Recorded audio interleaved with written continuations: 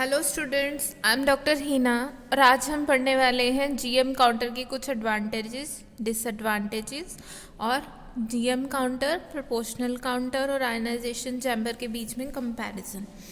ये तीनों counter, proportional counter, GM counter and ionization chamber हम पहले पढ़ चुके हैं। ये तीनों ही गैस सेल डिटेक्टर का पार्ट है और उसके अलग अलग वोल्टेज रीजन में वर्क करते हैं। आयनाइजेशन चैम्बर रिकॉम्बिनेशन रीजन में वर्क करता है, प्रोपोर्शनल काउंटर प्रोपोर्शनल रीजन में और जीएम काउंटर जीएम रीजन में वर्क करता है।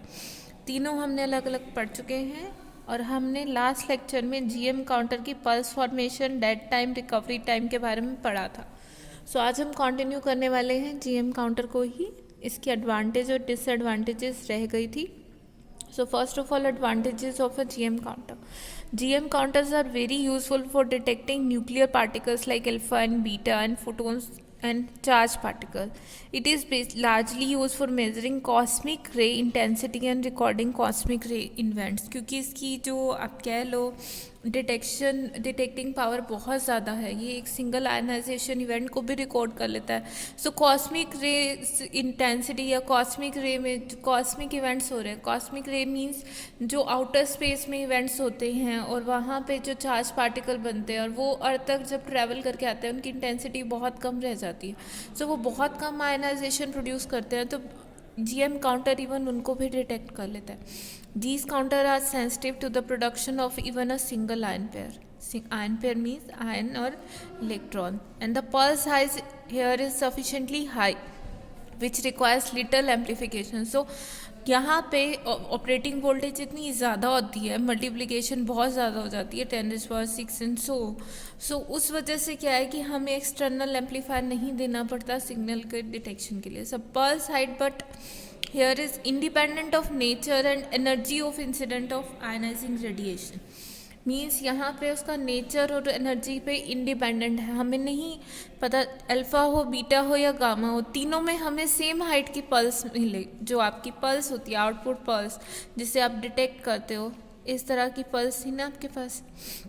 सो this is independent of alpha, beta या गामा, कुछ भी आएगा आपको सेम हाइट की पल्स मिलेगी। And height of pulse is almost constant over a wide range of applied voltage called plateau, so that the power supply need not to be precisely regulated and it is needed in a proportional counter.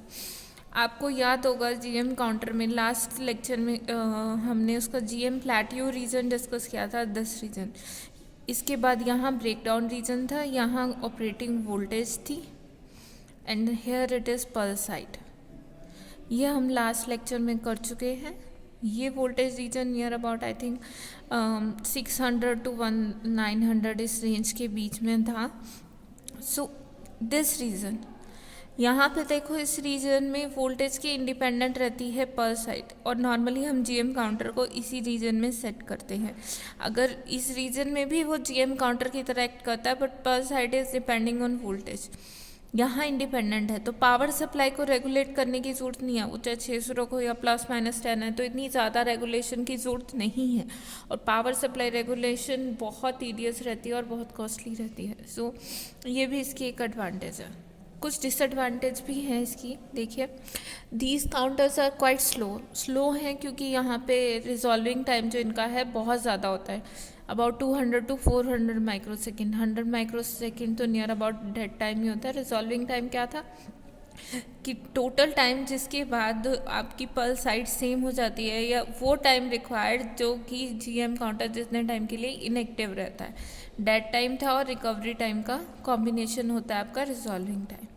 ये भी हम पहले कर चुके हैं। So these counters are quite slow क्योंकि इनका resolving time बहुत ज़्यादा है, near about 200 to 400 microsecond. Following each pulse which prevents its use at very high counting rate. Counting rate इसमें लिमिट हो जाता है 10⁴ इवेंट्स भी अगर 1 सेकेंड में आएंगे, सो इट कैन नॉट रिकॉर्ड, इतने को ये रिकॉर्ड नहीं कर पाता।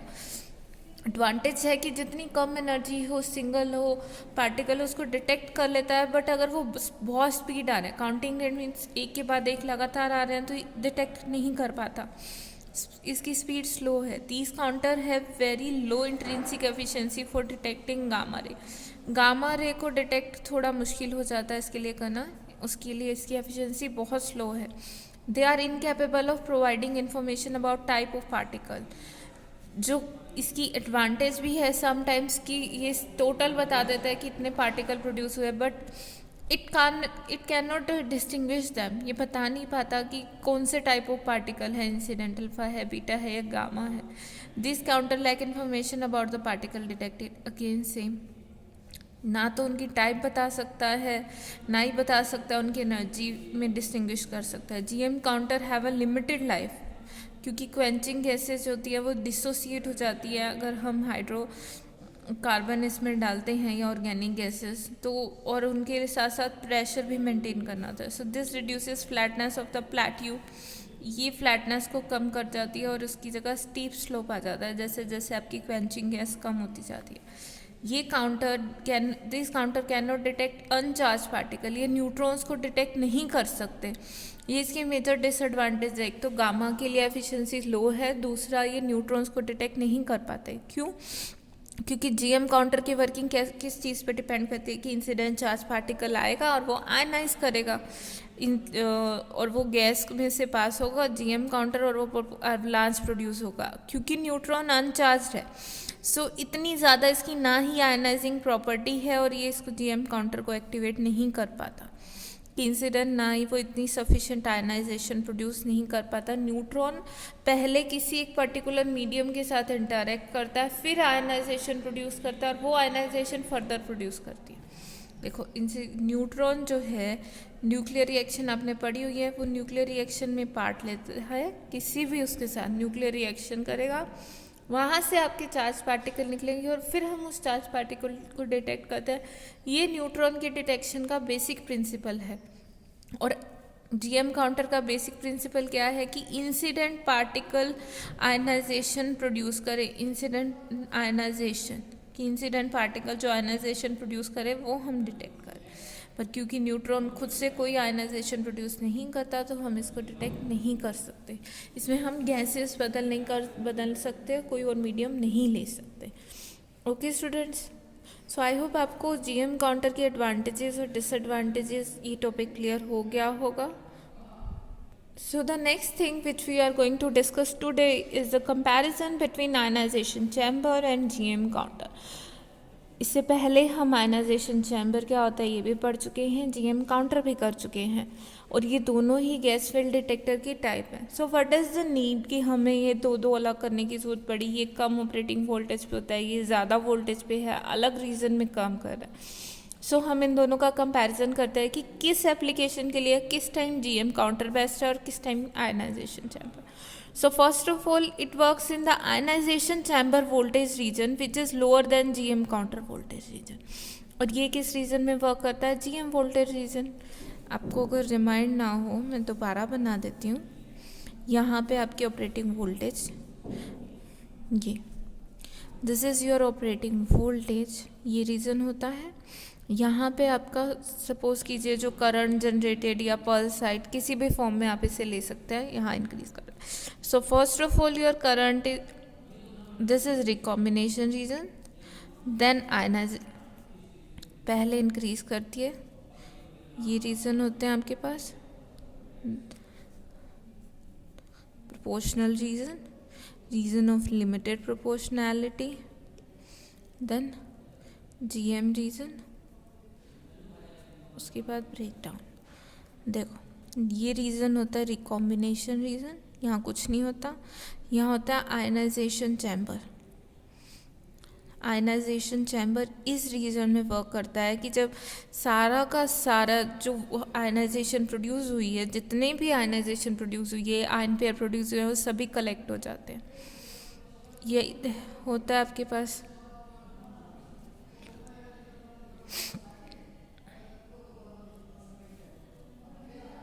this is GM region, this is for proportional counter। मैं हल्का सा रिकॉल करा रही हूँ। इंसिडेंट चार्ज पार्टिकल आता है, आयनाइजेशन प्रोड्यूस करता है, हमने अब पोटेंशियल अप्लाई कर रखा है गैस के अक्रॉस, तो पोटेंशियल वो जो आयनाइजेशन प्रोड्यूस कर रहा है इलेक्ट्रॉन्स को और पॉजिटिव आयन को ये अट्रैक्ट करता है। सो यहाँ पे जैसे जैसे पोटेंशियल बढ़ाते जा रहे हैं, करंट बढ़ता जा रहा है, ऑब्वियसली ज़्यादा नंबर ऑफ कैरियर्स को आयन पेयर को अट्रैक्ट करेगा। इस पॉइंट पे आके सारे के सारे आयन पेयर्स कलेक्ट हो जाते हैं और करंट कांस्टेंट हो जाता है इररिस्पेक्टिव ऑफ योर वोल्टेज। और आयनाइजेशन चैम्बर इस रीजन में वर्क करता है। ये लो रीजन है, जैसे ही आप वोल्टेज फर्दर इंक्रीज करते हो तो जो ये आयनाइजेशन प्रोड्यूस हुई थी, इंसिडेंट चार्ज पार्टिकल ने जो आयन पेयर प्रोड्यूस किए थे, इंसिडेंट देखो इंसिडेंट चार्ज पार्टिकल से अल्फा पार्टिकल आया, उसने पॉजिटिव आयन और इलेक्ट्रॉन प्रोड्यूस किए। अब हमने वोल्टेज इतनी बढ़ा दी है कि ये दोनों फर्दर आयनाइजेशन प्रोड्यूस कर रहे हैं and your number of charge carriers are starting multiplying. इस रीजन को हम बोलते हैं प्रोपोर्शनल रीजन। और यहाँ पे जो काउंटर होता था वो प्रोपोर्शनल काउंटर। वोल्टेज इस रीजन से बढ़ाएंगे तो प्रोपोर्शनैलिटी ख़त्म हो जाती है और इस रीजन में आके वोल्टेज इतनी ज़्यादा हो जाती है आपके पास कि डिपेंड ही नहीं करता कि इंसिडेंट आयनाइजेशन कितनी थी। यहाँ मैटर करेगा क्योंकि अगर इंसिडेंट से 100 है तो ये टोटल 4 से 10⁻³ टाइम होगा तो 10,000 होंगे और एन से दिस इज़ 5,000। इस रीज़न में आके ये फ़र्क ही नहीं करता क्योंकि आयनाइजेशन पोटेंशियल इतना ज़्यादा है कि अवलांच आ जाता है। अवलांच मीन्स एक तरह से बाढ़ आ जाती है और वोल्टेज अगर इससे ज़्यादा बढ़ा दोगे तो ब्रेक डाउन हो जाएगा। ओके, सो ये बेसिक आप मैंने हल्का सा आपको रिकॉल कराया है ताकि आप कंपैरिजन इजीली कर पाए। So it works in the ionization chamber region which is lower than GM voltage region, see here. It works in the GM counter voltage region which is much higher than the ionization chamber region. Obviously it is clear.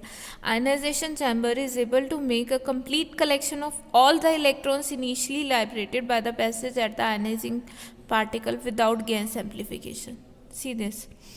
Incident radiation ने जितनी ionization produce की सारी यहाँ collect हो गई, तभी current constant है। But जो आयन पेयर प्रोड्यूस हुआ है उन्होंने फर्दर सेकेंडरी आयनाइजेशन नहीं की, so there is no multiplication या फिर एम्प्लीफिकेशन कह लो कि जितना उसने प्रोड्यूस किया उतने ही नंबर ऑफ आयन पेयर रहेंगे एंड द वोल्टेज हाइट इसीलिए प्रोपोर्शनल रहेगी कि इंसिडेंट आयनाइजेशन कितनी है, it is proportional to the number of electrons and the ionization chamber therefore work in the region of constant pulse height.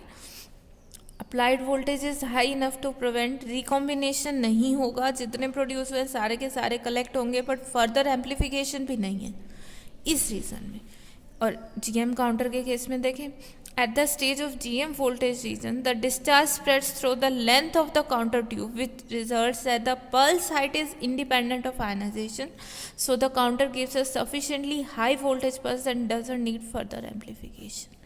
यहाँ पे voltage ये मैंने आपको बता दिया इतनी हाई है कि अवलांच आ गई है और जो अवलांच आ गई है चार्ज कैरियर की और पूरे के पूरे ट्यूब की लेंथ में आपका डिस्चार्ज स्प्रेड हो गया। मींस इंसिडेंट चार्ज पार्टिकल, ये आपकी ट्यूब होती है इस तरह से, बीच में आपका एनोड है, साइड पे कैथोड है। तो इंसिडेंट चार्ज पार्टिकल ने अगर यहाँ प्रोड्यूस किया तो ये जो इलेक्ट्रॉन निकलेंगे पूरे के पूरी लेंथ में स्प्रेड कर जाते हैं इस तरह दोनों तरफ। और वोल्टेज क्योंकि बहुत ज़्यादा चार्ज कैरियर हो गया तो हमें और फर्दर एम्प्लीफिकेशन की भी ज़रूरत नहीं है।